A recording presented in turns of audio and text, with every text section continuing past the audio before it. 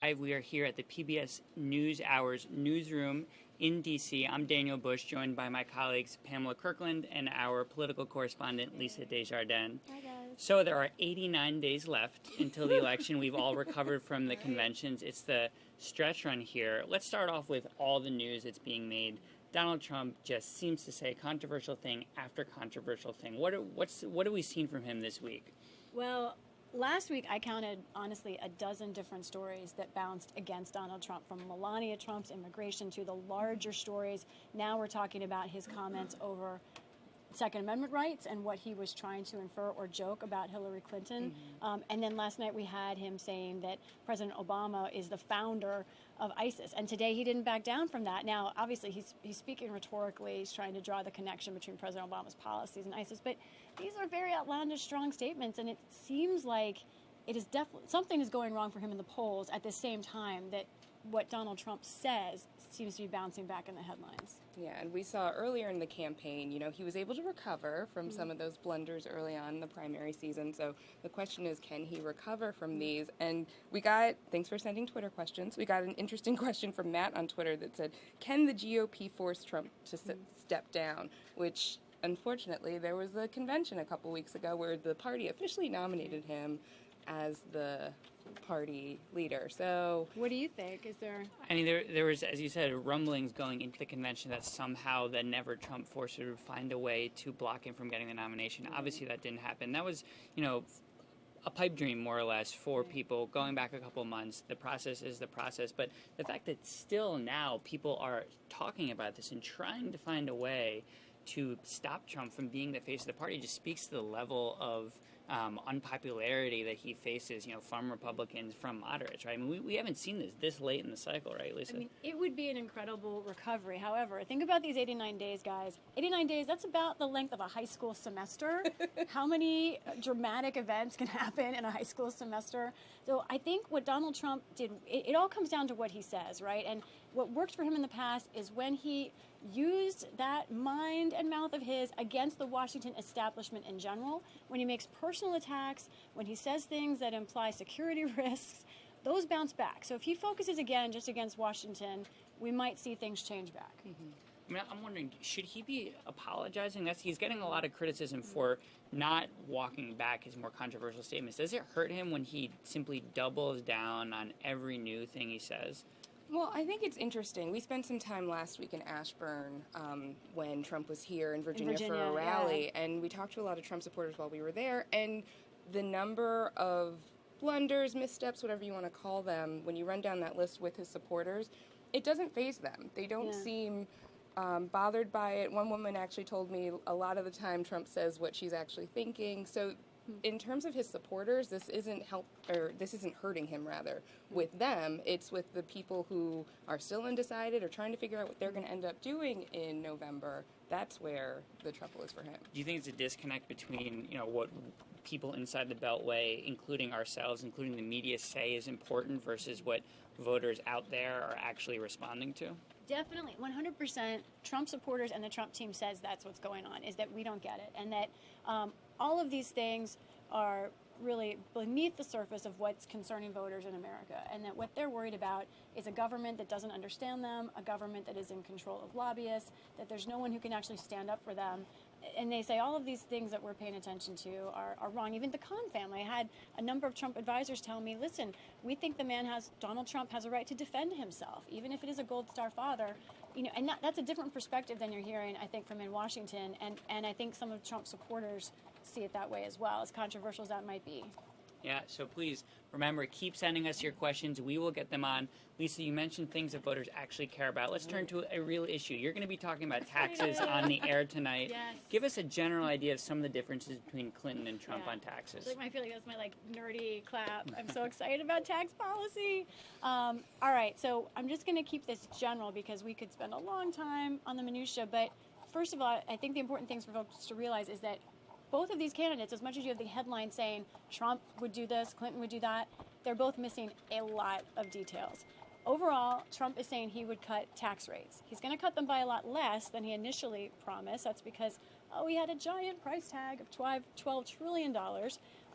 But nonetheless, Trump says he would cut everyone's tax rates. What we don't know, folks, is who would get what kind of cut. We do know that among his cuts would be a very large cut for corporations, and especially the wealthy who run corporations. Clinton goes the other way. Clinton generally does not touch our tax rates except if you make over $1 million. And if you make over $1 million, we would like for you to also pledge to your PBS station, by the way. But she wants to make sure that those who make over $1 million would pay at least 30% in tax, and then she'd raise taxes even more on those making over $5 million. So there you see Trump kind of saying he's cutting taxes across the board. We'll see the details. Clinton is saying, I think the wealthy aren't paying enough. Yeah, I'm excited to see your segment tonight on this policy. It's going to be a geek out. Yeah, it's complicated. It is. And you break it down really nicely. I just came back from talking through with Judy about the questions that she's going to ask tonight, how we handle this, and it was like, where do we stop? There's so much to talk about, so it'll be good. So, I mean, candidates can say whatever they want on the trail, right, Pam? And, we remember the huge fight that President Obama went through just to repeal the Bush-era tax cuts. So what part of them?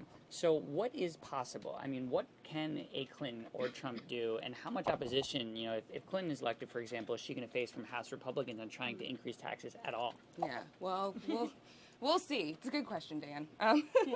Yeah, I'm not exactly sure, to be honest with you, and we'll see who's able to get what done when we find out who ends up in the White House. They're both unpopular politicians right now. They both have divided Congress that they'd face, especially in the Senate, and I think they both would have big challenges. Absolutely. You were talking about going to Ashburn, Virginia. I was wanting to ask you. Oh, hey, we've got a little briefing from ABC in the background. How did the Trump supporters react to you as a journalist? Because we've seen the media; it's kind of a regular character, right? And I'm wondering, you've been on the road a lot too. How do you feel the reaction as a journalist? And I'm wondering for our Facebook Live viewers if they think what they think of the role the media is playing. Are we doing this right? Are we not? And how were you treated or reacted to? It's kind of a mixed bag. I find when I talk to people more so on background and just kind of get some general information from them, they're more than happy to talk to you. But when you ask someone to go on camera or go on the record or take down a couple notes for a story, they're a little more apprehensive to chat. Every so often you get the unsavory comment or two, inferring that we lean one way or another. Right. But did you feel any sense of resentment or anger toward the media? I actually haven't, and good. I've only been to maybe 5 or 6 Trump rallies at this point, but I haven't really experienced any anger, which I'll say is very nice. Cool. Dan? I was struck. I was leaving a Trump rally recently and passed a Trump supporter who said, the only news outlet that I trust anymore is Breitbart News. And it was a striking comment, and I think that, Trump has reinforced a view on the right among his supporters that the media simply can't be trusted.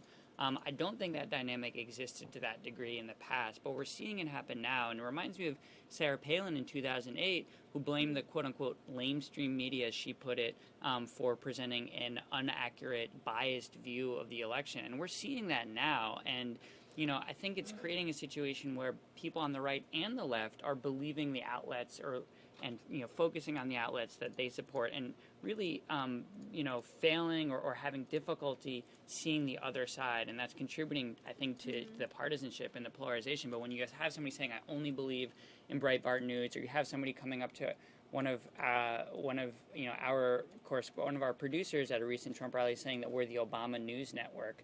I mean, that is showing that there's a big division in how we consume news and how we see these politicians. That's true. I think it's not that new. I think the media's been a character, definitely going back to Reagan, who was just a brilliant at media strategy. But I also think this cycle, the media obviously was behind on the storyline, and you saw like Huffington Post taking Donald Trump as a joke, and not considering he could possibly be a legitimate candidate. I think the media was a little slow to vet on all sides, and I think everyone's still trying to getting on their grounds. That's even more important. But I also think something that maybe we're not doing enough right now is a question from Old Lynn Run Coffee, which apparently is a small coffee roastery in Rector, Pennsylvania. So shout out to you guys. I would love to go there right now. And they wrote, well, you mentioned there's a third choice on the ballot. And there's a fourth choice, maybe even a fifth choice. Yeah. And I wonder if I'm worried we're not spending enough time looking at Gary Johnson, the Libertarian candidate, Jill Stein, the Green Party candidate. By the way, PBS NewsHour has had Gary Johnson on, and we have been calling Jill Stein pretty much every day, and we believe we'll be able to talk to her soon. We want to get her on air as well. But I think looking at what they represent and their platforms, though their platforms are less specific even than Donald Trump's and Hillary Clinton's, I'm worried we're not doing enough of that. Yeah, so we have a bunch of questions coming in about the general election. Before we get to that, one more media question, Pam. Trump keeps saying in every rally, every day, the media is rigged. It's rigged against him. He's saying that we're not doing an accurate and fair job of reporting him, that we report, everything that he says. We're not focused on Hillary Clinton's issues. I mean, let's respond to that. Is there any merit to that? Is it just his spin? What's going on? Our job as journalists, and particularly focusing on politics, is to ferret out what these candidates are going to be like if they end up in the White House. So that's why we're breaking down tax policy tonight, and the candidates, what they would like to do with your tax dollars. We're breaking down job plans. We're trying to break into Syria. We're going to exactly foreign policy. We've looked into. We're trying to break down these issues so that you can make an informed decision. So the more policies, the more plans that we have, the better job we can do in terms of presenting that information to voters who are going to be ultimately making the choice of who runs the country in November. Yeah, it's a good point. Of course, it's a little hard when there's not a lot of policies being talked about on the trail. So let's look ahead now. There are 89 days left, as we said at the top. We're getting a bunch of questions in. Greg says, nationwide, how is the race looking? Who's leading? So let's talk about the polls and where we stand 3 months out. Well, funny you should ask, Dan. We won't make you guys look at the detail, but this sits behind my desk in my office. This is my general election magic board. I really am a geek. I don't just come off as one. And so we know that there are somewhere between 12 to 15 states that we're watching the most closely. There's only a few that are real toss-up states right now. But the most important of all these states are the ones with the power electoral votes. Probably, maybe Pennsylvania, but definitely Ohio and Florida. Donald Trump has got to win. He really needs to win both of those states, but he has to win at least one of those in order to become president. He is actually closer in the polls in those states than he is in most places right now. The polls are kind of getting away from him in other battleground states. So that's the presidential, but then at the same time, we've got this battle for the Senate, and we see the polls moving away from Republicans there as well. And they also, to start with, were at a disadvantage because the Republicans have more vulnerable candidates this year than the Democrats. So it's a time when Republicans are worried. My Republican sources are concerned. But if you pay attention to those key battleground states, Pennsylvania, Florida, Ohio, all of them have Senate races, by the way. I think that's going to tell us a lot. Not everything, but a lot. If you start seeing states like Arizona, and we were talking about this in the meeting today, Utah, where we think Hillary Clinton is going to campaign, if those start moving toward the Democrats, Utah, which usually has a 45-point margin for Republicans, it's hard for me to conceptualize that could happen. But if it does, that's a massive statement about a sweep election. Let's talk a little bit about demographics. Trump is doing, traditionally has done well with primarily white voters, oftentimes voters that don't have college degrees. He has a big base of support from white men in particular. Are there enough voters there, and this is the $64,000 question, are there enough voters in his base to turn out to make this competitive? Well, I'm going to throw that question back at you because you spent a lot of time in the Rust Belt talking to those voters, because that is going to be a key electorate for Trump, and it's an electorate that Hillary's also, having some trouble gaining some traction there. Well, thanks for throwing it back to me. Pennsylvania's an interesting state, and there's a lot of talk in places in Rust Belt states like Pennsylvania, Trump appealing to blue-collar white voters, particularly males. You take an area like the area around Pittsburgh, a big steel center for a very long time. We've seen a decline in manufacturing jobs, right? An area that's really gone into an economic sort of bust for now a couple of decades.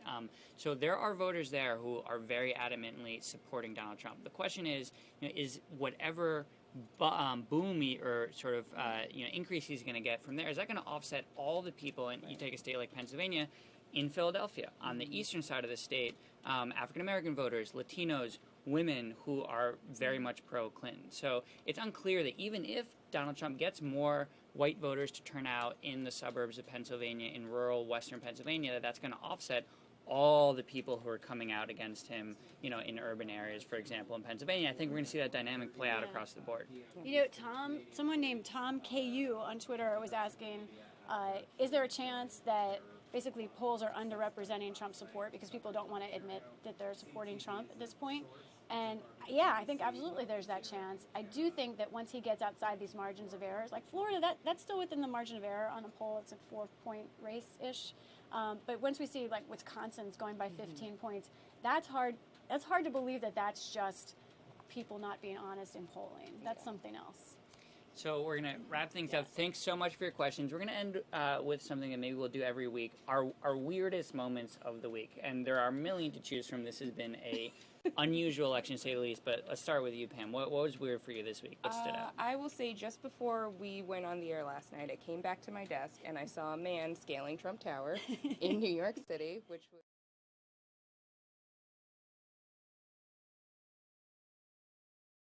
I'm afraid to admit. I think that was the most surreal, weirdest moment for me this week. We have a 4-year-old staying with us right now, and he was so into the Trump Tower Spider-Man. He like put on his Spider-Man pajamas. Oh. He was so into it, yeah. And we're still not quite clear what that guy was doing. Yeah. Apparently self-promotional, I don't know. My weirdest thing, this is not as cool at all, was actually Donald Trump's tone this morning.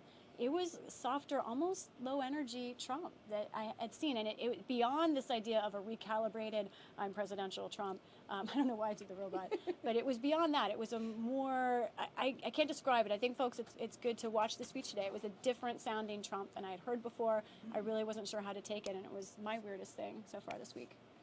Yeah, I'm going to return back to the headlines of the week, which is the Second Amendment comments. It's been talked about to death, but having a presidential candidate essentially, and Trump has sort of equivocated here a little bit, but having someone make a statement that could be interpreted as encouraging violence against the other candidate is not something that we ever see. It was very unusual, very weird, and Trump is obviously sort of paying a political price for it right now. That's all we have. Thanks so much for your questions. Thank you, Lisa, Pam. We will be back next week. Tune